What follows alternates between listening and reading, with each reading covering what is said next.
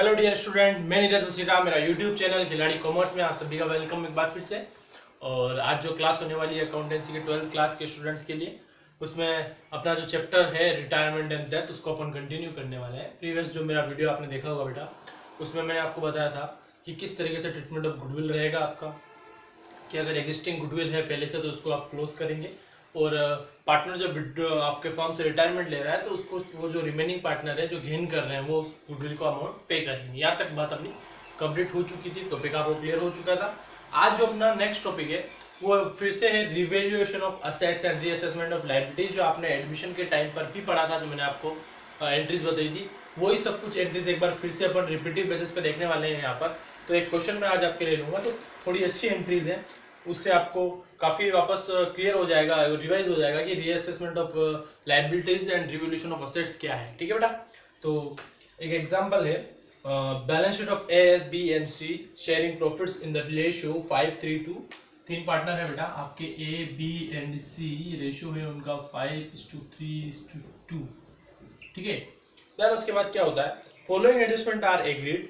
Adjustment क्या क्या है, first then an amount of 1,100 including in debtor B written off as a no longer receivable. मतलब ये कि एक ऐसा डेटर का अमाउंट है 1100 रुपीज का जो अब इन फ्यूचर कभी रिकवर नहीं हो पाएगा। ठीक है बेटा, तो आपको क्या करना है, फर्स्ट ऑफ ऑल हमेशा ध्यान रखना है कि फर्स्ट ऑफ ऑल आपने डेटर जो अमाउंट दे रखा है, तो जो बेड डेट जो होता है तो उसके लिए पीपीटी बनाई जाती है, तो पीपीटी से अपन एडजस्ट करना स्टार्ट करेंगे। तो फर्स्ट ऑफ ऑल जो हमेशा बेड डेट होता है उसकी जर्नल एंट्री जो रहेगी वो ये रहेगी बेटा, bad debts account debit to आपका डेटर, क्योंकि डेटर कम हो गया है आपका 1100 रुपीज से। अब ये बेड डेट जो है बेटा वो आपको एडजस्ट करना है। फर्स्ट ऑफ ऑल पीपीटी आपने बनाई है प्रोविजन फॉर डाउटफुल डेट, वो किसके लिए बनाते हो कि इन फ्यूचर कोई बेड डेट होगा तो उसको एडजस्ट करेंगे। तो आपने इस क्वेश्चन में जो दे रखा है बेटा डिटेल में, डेटर आपका 16,000 का और 800 रुपीज की पीपीटी आपने पहले बना रखी है। तो बेड डेट को जब एडजस्ट करेंगे आप, तो पीपीटी की नेचर हमेशा क्या होती है, क्रेडिट होती है। तो एडजस्ट करने के लिए पीपीटी को करना पड़ेगा अपने को बेटा डेबिट। तो पीबीडी अकाउंट डेबिट, पीबीडी में 800 ही पड़ा है अपना, टोटल बेड डेट 1100 का हुआ है और 800 ही आपका पीपीडी में पड़ा है। तो रिमेनिंग जो 300 है उसके लिए आप इसको यूज करोगे रिवैल्यूएशन को। तो पीपीडी के साथ साथ कौन डेबिट होगा बेटा, रिवैल्यूएशन अकाउंट। तो यहाँ पर रिवैल्यूएशन अकाउंट में डेबिट हो जाएगा 300 से रिमेनिंग। देन टू आपका जो बेड डेट आप एडजस्ट कर रहे हो, तो टू बेड डेट आ जाएगा यहाँ पे। ठीक है, 1100 रुपीज। तो ये तरीका होता है बेटा आपका। ठीक है, देन उसके बाद नेक्स्ट पॉइंट है that a provision for doubtful debt is to maintain in the existing rate। आपको एग्जिस्टिंग रेट जो पहले चल रही थी उसी रेट पे पीपीटी को मेंटेन करना है। तो पहले क्या रेट चल रही थी वो फाइंड आउट कर ले।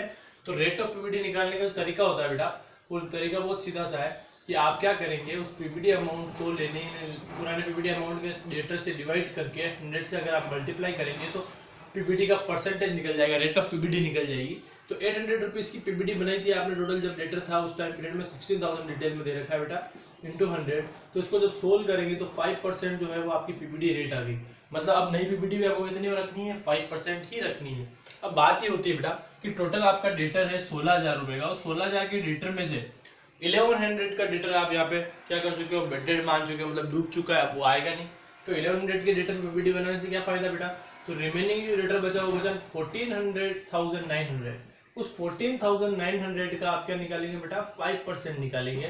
तो आप जो कि आपका क्या होगा, नया पीपीटी होगा। ठीक है, तो वो आप निकाल लेंगे तो वो वैल्यू आएगी बेटा आपका 745। ये आपका तरीका होता है बेटा कि एग्जिस्टिंग रेट पहले फाइंड आउट करें। आप फाइंड आउट करने का तरीका मैंने बताया आपको, पीपीटी अमाउंट है उसको लीजिए, उसमें डिवाइड कर दीजिए डेटर का और 100 से मल्टीप्लाई कर दीजिए, तो रेट आपको मिल जाएगी। और उस रेट से आप क्या करेंगे, जो रिमेनिंग डेटर बचा है, टोटल डेटर था उससे जो बेड डेट हुआ उसको हटा लिया, रिमेनिंग डेटर जो बचा उसके ऊपर आप पीपीटी बनाएंगे, तो वो वैल्यू आ गई आपकी 745।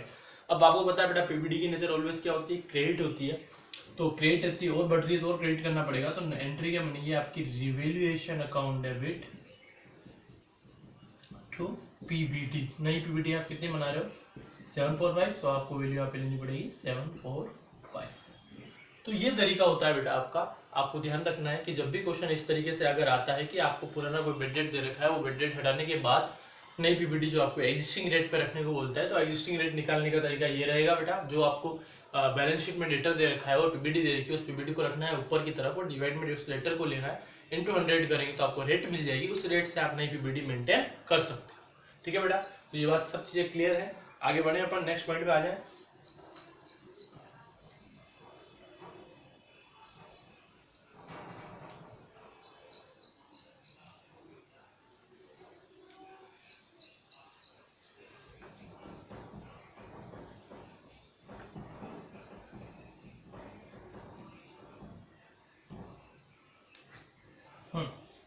नेक्स्ट पॉइंट है बेटा आपका